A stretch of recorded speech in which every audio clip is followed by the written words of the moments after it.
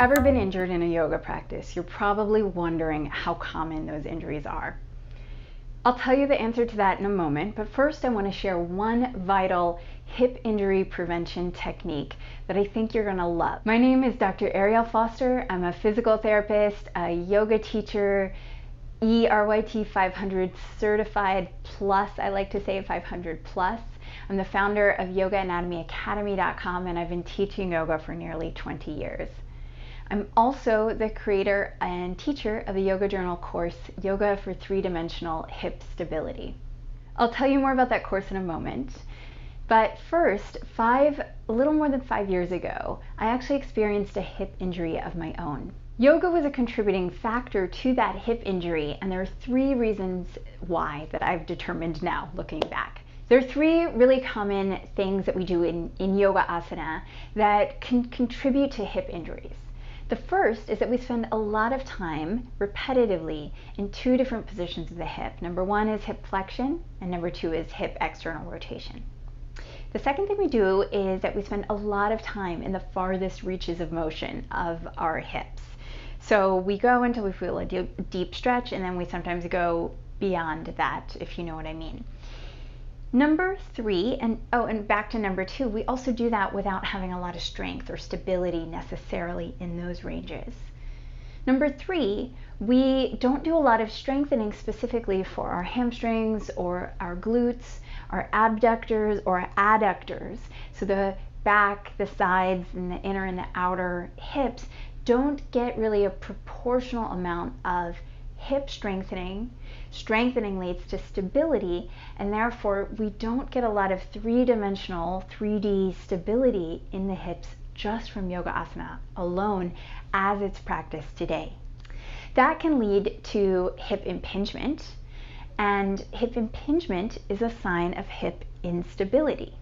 I've got a lot to share on the subject of hip stability and hips in general, but today I just want to share with you one simple technique that's really a commonly practiced yoga pose in a reimagined way. So grab 2 blocks if you happen to have them. If you don't, grab a sweatshirt and either the seat of a chair, a sofa, or the edge of your bed. We're going to practice bridge pose in a really specific and interesting way. So setting one of your blocks aside, if you have the yoga blocks, place the other one where your feet will go. And you want it in either the lowest or the medium-high position. Come down onto your back, placing your heels on the block, and take your spare block if you have it, or else ball up that sweatshirt or grab a pillow and place it between your knees. So I'm going to place the block in the skinny position between my knees because my feet are kind of close together on the block that's on the floor. If you've got more space, feel free to spread it out. Flatten your back, drop your ribs down to the ground, keep the neck nice and relaxed, back of the neck long. And we're going to turn the toes up towards the ceiling. So this action is called dorsiflexion, so it's not really happening from the toes, it's happening from the ankles. Activate your feet, squeeze onto the block, that's adduction. Flatten your back, tailbone begins to do some of the rising, and you should immediately feel your hamstrings, your glutes, both engaged. If you want to, don't be shy, actually put your hands back there. Squeeze into the block, which is your adductors. Press the heels down, which is your hamstrings, kind of lengthening, tractioning your spine. And press the pelvis up without lifting your belly button. So the front hip points are really rolling up towards your ribs. Go ahead and lower yourself down as gracefully, hopefully, as you came up. And let's talk about one thing that may have happened while you did that. If you got a cramp in the back of your thighs, that's a hamstring cramp.